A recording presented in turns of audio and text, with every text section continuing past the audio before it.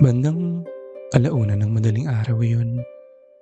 Nasa may Quezon Avenue ako. Naghahanap ng muling pasada bago umuwi. May pumara sa akin, isang matangkad na lalaki. Mukhang foreigner base sa katangian ng kanyang muka. Nakasuot ito ng polo shirt na itim at nakasarado lahat ng botones nito hanggang leeg. Nakasuot ito ng itim na aviator shades kahit na gabi. May kasama siyang isang babae. Hindi naman sa pagbibigay ng anumang bahid sa aking paglalarawan, pero sabihin na nating yung babae ay yung madalas kong makitang naglalakad sa Quezon Avenue sa gabi at palaging may inaabangan.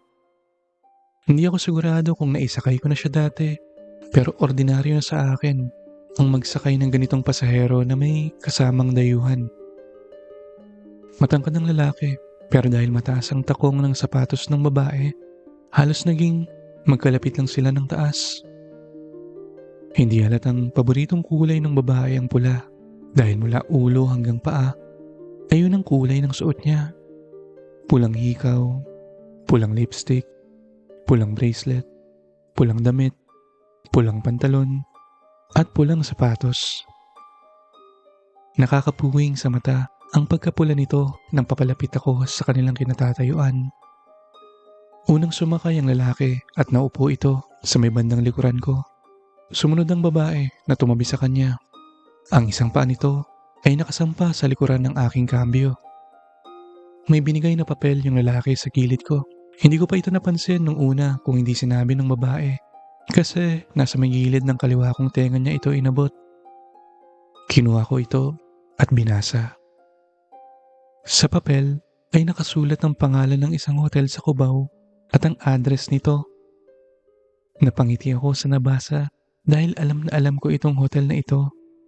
Dahil ito yung hotel na madaraanan ko bago yung sunod na street ng bahay namin. Sakto, garahe na ako pag maibaba ko sila. Nakaplano na sa isip ko. Tama nga ang hinala ko. Foreigner ang lalaki dahil nagsimula silang mag-usap sa wikang Ingles. Hindi ako masyadong makasunod sa pinag-uusapan nila dahil may iba akong salitang hindi maintindihan. Pag nagsasalita kasi yung foreigner ay mahina lang at parang kinakain niya yung kanyang salita. Yung babae naman, malakas ang boses pero nakakahilo intindihin yung sinasabi niya dahil sabog-sabog yung kanyang pangungusap. Pero may paulit-ulit silang salita na hanggang ngayon ay tandang-tanda ko pa. Noon, wala pa akong ideya kung anong ibig sabihin nito o kung anong spelling nito. Pero nung tinanong ko sa anak kong si Mark na nag-aaral sa UP, ipinaliwanag niya sa akin kung ano yung narinig ko. At ang salitang kanilang inuulit-ulit ay ang salitang asphyxia. Pinaliwanag sa akin ng anak ko ang ibig sabihin ng asphyxia. At dinagdag niya din na minsan daw ginagawa ito para sa mga makamundong gawain. Ayan yung eksaktong sinabi ni Mark at naintindihan ko na yung tinutukoy niya doon. Dumighay ng malakas ang babae at kumalat ang amoy nito sa loob ng taxi. Kaya pala hindi ito makapagsalita ng diretso dahil siya ay nakainom base sa amoy ng alak sa kanyang hininga. At mukhang naparami pa ata dahil maharot at aligaga siya sa likod. May pagkakataon pang pag natawa ito sa sinabi niya ay hinahampas niya ako ng malakas sa balikat. Sinakyan ko lang ito at mahinahong sinabi na itigil niya yon kasi baka mabangga kami. Tumahimik ito at mula sa aking rear-view mirror, nakita kong may binulong siya sa katabing lalaki. Yung parte lang ng pisnging malapit sa tenga at kalahati ng bibig ng lalaki ang natatanaw ko sa rear-view mirror. Ngumiti ito habang bumubulong yung babae sa kanya. Pagtapos ay biglang humalakhak yung lalaki ng napakalakas. Yung tawa niya ay hindi yung klase ng tawang nakakaaliw, kung hindi yung tawang nakakasuya pakinggan. Nakakarindi sa pandinig ang tunog nito. Para ba siyang sinasakal at sinusundot ang dila habang humahalakhak. Pero kung paano siya biglang nagsimulang tumawa, ganoon din siya biglang huminto. Hindi ito dahan-dahang humina. Bigla na lang itong huminto na para bang may naalala siyang bagay na dapat ikaseryoso. Naging tahimik lang ang sumunod na oras ng aming biyahe. Tanging yung pagnguya lang ng chewing gum ng babae ang minsang naririnig ko. Nakarating kami sa hotel at nagbayad ng foreigner ng eksaktong pamasahe sa metro. Nagpasalamat ako sa kanila at bumiyahe pa uwi para gumarahe. Kinabukasan ay hindi muna ako bumiyahe dahil tinataon ko talagang ilaan ang araw ng linggo sa pagpapahinga at para na rin sa pamilya. Gabi na ng Lunes ulit ako bumiyahe. Gaya ng nakagawian, pagtapos ng rush hour ako umalis ng bahay para iwas traffic. Ang daan bago ako makarating sa highway ay yung street kung nasaan yung hotel na pinaghatiran ko doon sa foreigner at babae. At laking gulat ko nang may pumara sa aking pamilyar na lalaki. Isang lalaking may katangkaran at nakasuot ng itim na shades. Itim pa rin ang suot niyang polo shirt. Subalit ngayon ay nakabukas na lahat ng botones sa kanyang dibdib. Ito yung foreigner na may kasamang babae nung nakaraang gabi. Ngayon ay mag-isa lang ito pero may mga dala siyang isang malaking maleta at isang malaking travel bag. Huminto ako sa tapat at mabilis akong tumakbo para buksan ang compartment. Nilapitan ko yung lalaki para tulungan siyang buhatin yung maleta pero malakas itong nagsabi ng hindi at binuhat niya na mag-isa ang kanyang daladala. Hirap na hirap itong buhatin ng maleta papunta sa loob ng compartment. Gusto kong tumulong pero pagalit yung pagkakasabi niya ng hindi at ayaw ko namang makialam. Inaabot siya ng mga ilang segundo bago tuluyang maipasok ang maleta. Pawis na pawis ito nang pumasok sa sasakyan. Nilako ang compartment at habang ginagawa ko iyon, ay nakatingin patalikod ang foreigner at inoobserbahan ang ginagawa ko. Pagkapasok ko ng taxi, inutusan niya kaagad akong lakasan yung aircon. Napansin ko ding hindi ito mapakali at tingin ng tingin sa paligid. Humarap ako sa kanya at pabiro ko siyang tinanong kung naalala niya ako. Sa aking pagharap, nakita ko siyang may kinukuha sa travel bag na nakalapag sa sahig ng taxi. Doon sa loob ng bag, may napansin akong bagay na tumawag sa aking atensyon. Isang kapares ng pulang sapatos na may mahabang takong at isang itim na piluka ang aking nasilip doon sa loob ng travel bag. Mabilis na lumingon sa akin ng lalaki at mabilis na sinara ang bag. Drive. Malakas na utos nito sa akin. Where to, sir? Tanong ko sa kanya ng mahinahon. Kinuha niyang papel sa may bulsa sa dibdib ng kanyang polo shirt at mabilis na inabot sa akin. Pamilyar sa akin ang lugar na ito. Dito kami madalas kapag uuwi sa probinsya ng misis ko, ang bus terminal.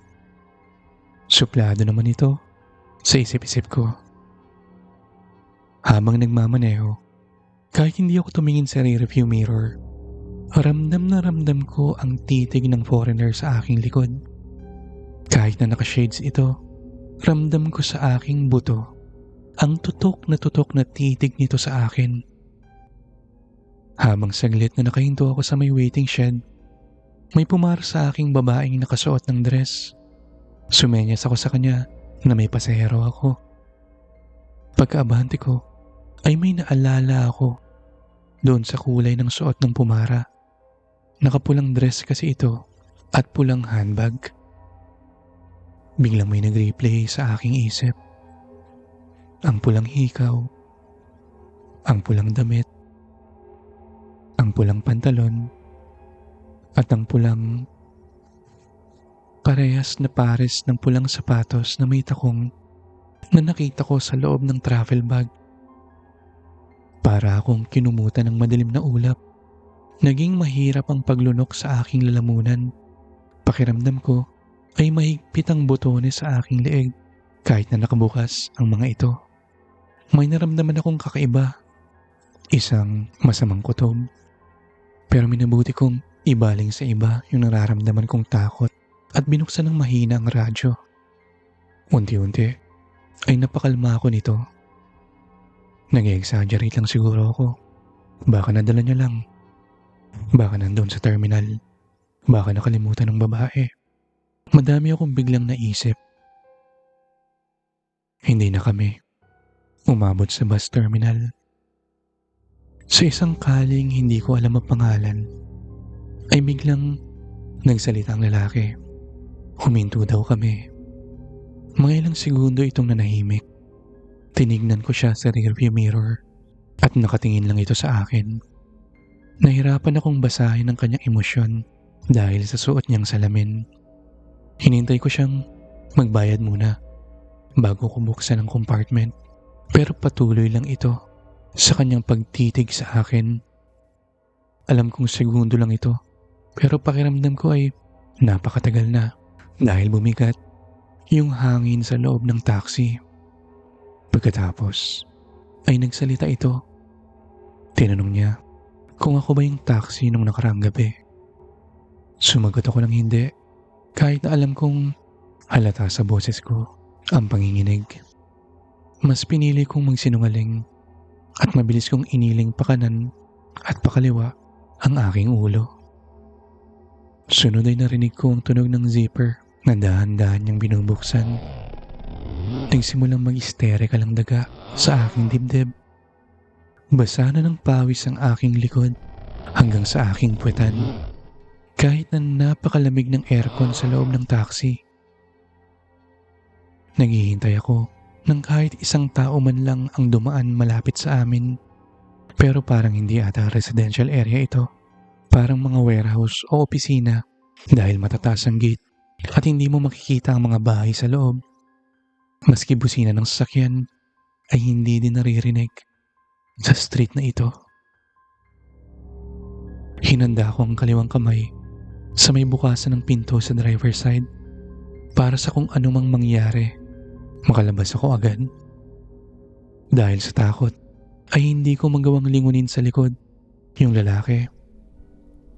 May kinakalay ito sa loob ng travel bag at bigla itong huminto.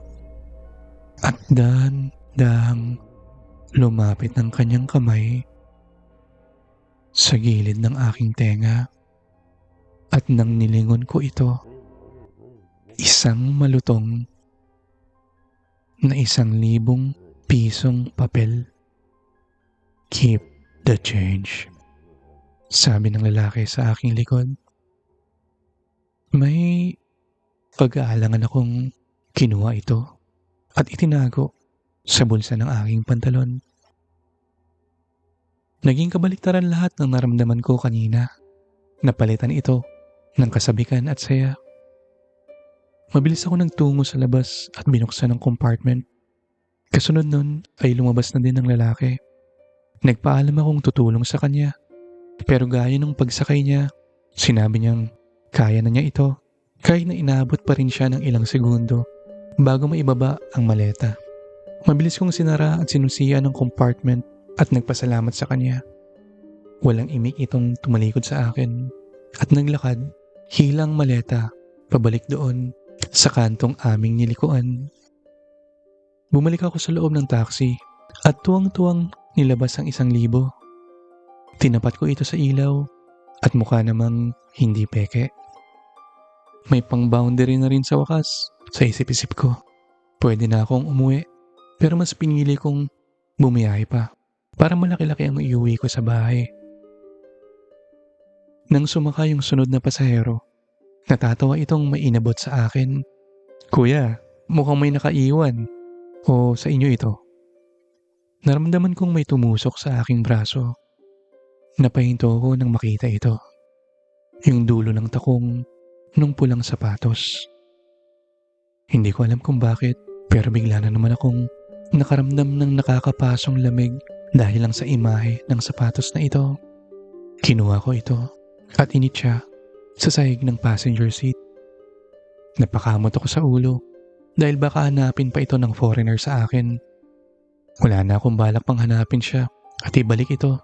Kaya nang may nadaanan akong basurahan ay tinapon ko ang sapatos doon.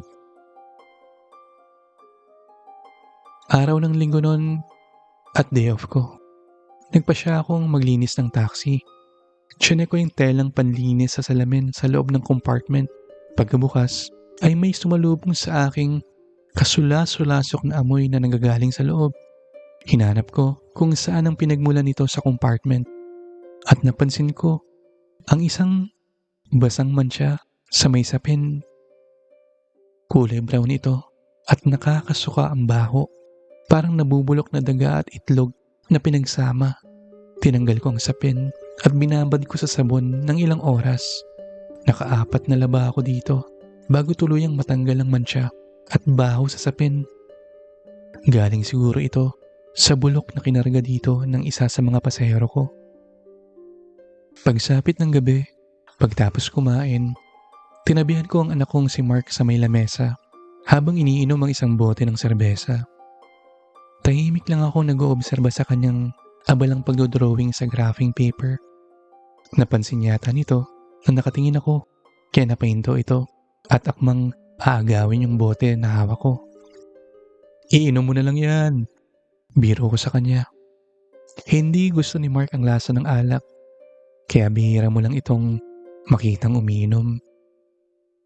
Nagpatuloy lang ito sa kanyang pagguhit ng linya, pagsukat sa may eskwela, at pagsulat ng mga numero sa hiwalay na notebook. Nakaramdam ako ng kakaibang saya. Makita ko lang na ganito si Mark ay napapawi lahat ng pagod at stress ko. Minsan, may hindi rin nakakasurvive sa erotic asphyxiation. Wika ni Mark habang kinokopya ang numero sa graphing paper sa isang notebook. Ha? Nakatawa akong tumingin sa kanya. Yung tinanong mo pa last time, yung asphyxiation, meron din kasi yung erotic asphyxiation sa US. May mga kaso kasi na hindi nakakasurvive. Mahabang debatehan pa kung anong kaso sa mga ganito kasi may consent ang parehong party. Ang sinasabi ng akusado kapag nahuli ay nadala masyado ng emosyon yung isa at hindi na huminto sa huminto ito. At tinignan ako ngayoy nakanganga sa kanyang sinabi. Uy pa, napanood ko lang yun sa crime channel ha. Baka isipin mo nanonood na ako ng... Sige na nga, pahingi nga ako ng isang bote. Pabiro nito. Gulat ako. Pero hindi sa sinabi ni Mark. Natulala ako dahil sa aking napagtanto. Pinipilit kong alalahanin yung gabing muli kong naisa kayong lalaking naka-shades. Yung kanyang kilos, yung kanyang maleta, yung binuksan niya yung kanyang bag, at yung nakita ko yung sapatos at yung piluka. Naisip ko lang, paano kung hindi pala piluka yung nakita ko? Paano kung nakakonekta pala ito sa anit ng isang tao?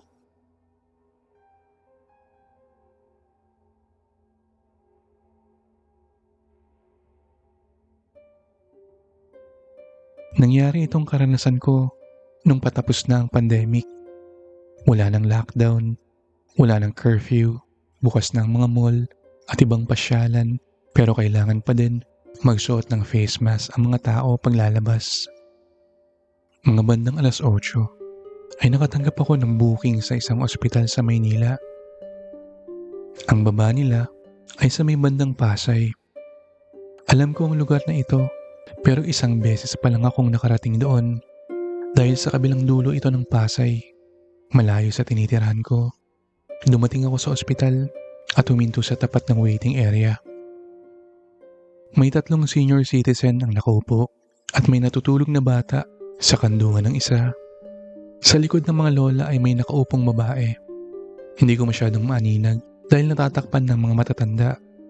Ang natatandaan ko lang ay mayroon itong itim na buhok at maputing balat. Nakasuot din ito ng sleeveless na puti. Dahil baka senior ang pasahero ko, minabuti kong bumaba ng sasakyan at lapitan silang tanungin at alalayan na din sa pagsakay. Bago pa man ako makalapit sa kanila, ay isa-isa na silang tumayo dahil na rin siguro nakita nila sa app yung plate number ng sasakyan ko. Sa pagtayo ng mga matatanda, ay sumabay din sa pagtayo yung babae sa likuran nila. Pero wala sa kanya yung focus ko kasi inaalalayan ko yung isang matanda na hirap maglakad. Napansin ko lang ang kilos ng babae sa gilid ng aking mata. Binuksan ko yung pintuan ng sasakyan at inalalayan sila sa pagsakay. Habang inaasikaso ko yung huling lola na may hawak ng bata, ay narinig ko ang tunog ng pintuan na malakas sinara. Ibinaba ko yung ulo ko at sinilip ang harapan ng sasakyan. At doon sa headrest sa upuan sa harap ay may nakasandal na ulo ng isang babaeng kulay itim ang buhok. Naguluhan ako sa aking nakita. Chinek ko yung TNVS app at base sa booking nila ay 4-seater lang dapat ito. Kahit na sabihin pang kandong nila yung bata, kasama pa rin iyon sa bilang ng pasahero. Pagkaupo ko sa driver's seat ay nilingon ko yung babaeng nakaupo roon sa passenger seat. Naisip kong bago ko paandarin ng sasakyan ay nilecturean ko muna siya sa kaibahan ng 4-seater at 6-seater. Gusto ko sa kanya nalang ipaliwanag ng mahinahon para hindi magising sa boses ko yung natutulog na batang kandong ng senior sa likod. Dahil sa tingin ko mas maiintindihan din ito ng mas bata-bata pa. Pero nanatili lang itong tahimik na nakatitig sa may bintana.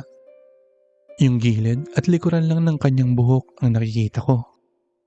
Tinignan ko ang mga senior sa rear-view mirror. Lahat sila ay lupaypay na at mukhang pagod na pagod. Kung hindi lang talaga senior ang isasakay ko, ika-cancel ko ang booking dahil mahigpit ang insurance pagdating sa ganito pag may aksidente. Pero parang napakasama ko naman at karamahin ako kung itataboy ko ang mga lola palabas dahil lang sa nagkamali siguro sila ng napiling seater. Ang hassle naman kung gigisingin pa yung bata tapos isa-isa silang babalik ulit. Pati na yung si lolang hirap maglakad. Kaya sa unang pagkakataon ay pinalagpas ko ito at pinabayaan na lang at pinaandar ko ang sasakyan. Tahimik ang naging takbo ng biyahe. Minsan magsasalita yung isa sa mga senior sa likod habang binabasa yung isend niyang message sa cellphone. Kaya siguro 4-seater ang napili dahil malabo na ang paningin. Nagising yung bata at kinausap niya yung may kandong sa kanya. Hindi ko maiwasang makinig dahil malakas ang boses niya. Gutom na daw siya. Gusto niya daw ng fried chicken sa Jollibee. Sumagot naman ang lola at sinabi sa bahay na lang sila kakain kasi hinihintay siya ng mami niya.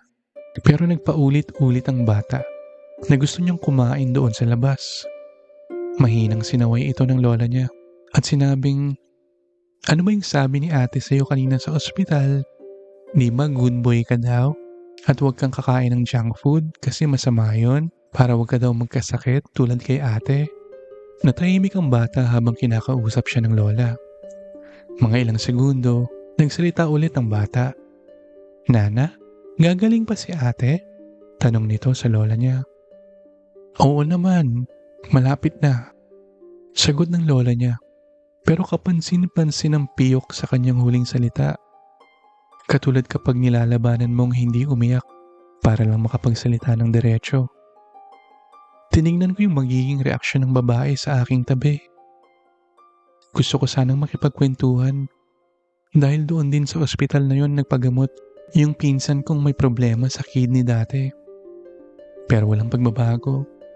Nanatili ang babae sa kanyang posisyon simula nung siya'y unang umupo. Inunat ko ng bahagya ang aking leeg dahil ako ang nangangalay sa pagtabingi ng kanyang leeg. Simula kasi nung sumakay sila, hindi siya lumingon paharap o nakipag-usap man lang sa mga kasama niya sa likod.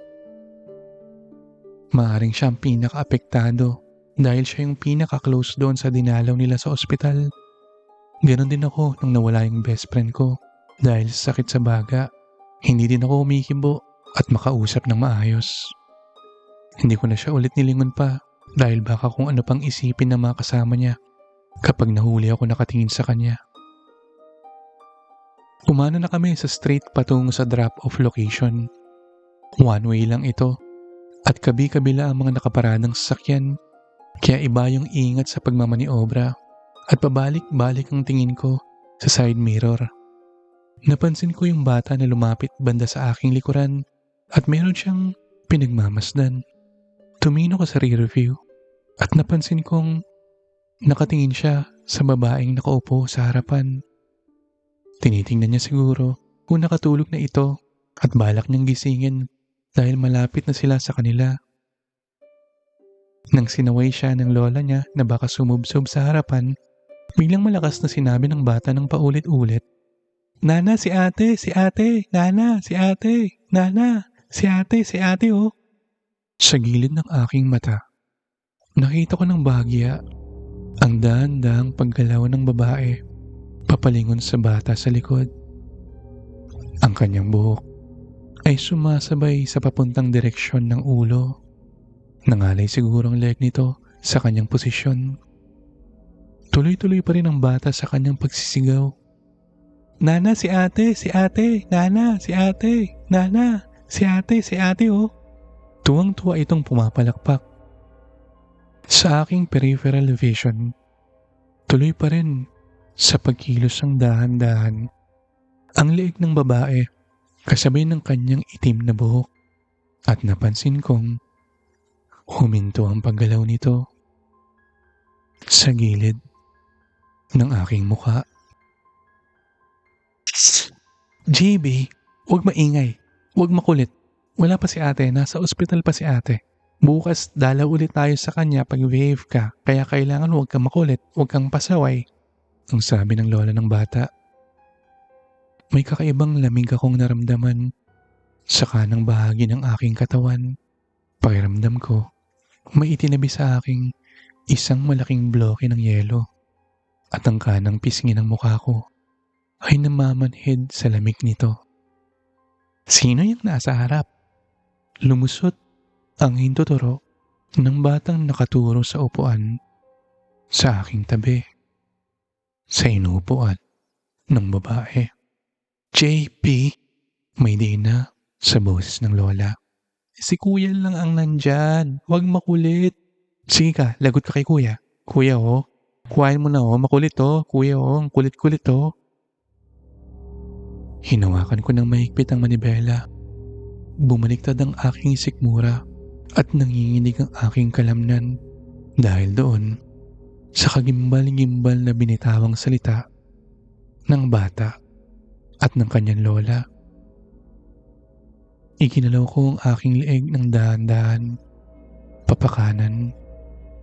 May pag-aalangan, pero pinilit ko. Kailangan kong makita kung sino itong nasa tabi ko. Dahan-dahan kong inililingon hanggang, "Ayun, si Nestor. Yan na lang ho kuya, para. Malakas na sigaw ng isa sa matanda sa likod ko. Isang lalaking nakasando ang sumenyas sa may unahan. Tumawid ito sa kabilang side at bago pa man ito buksan ng pintuan sa passenger side, tila mabilis na kumaripas papalabas ang nakaupo rito. Dahil likod na lang niya yung nakita ko. Mabilis na bumaba ito at sinanggi ang lalaki.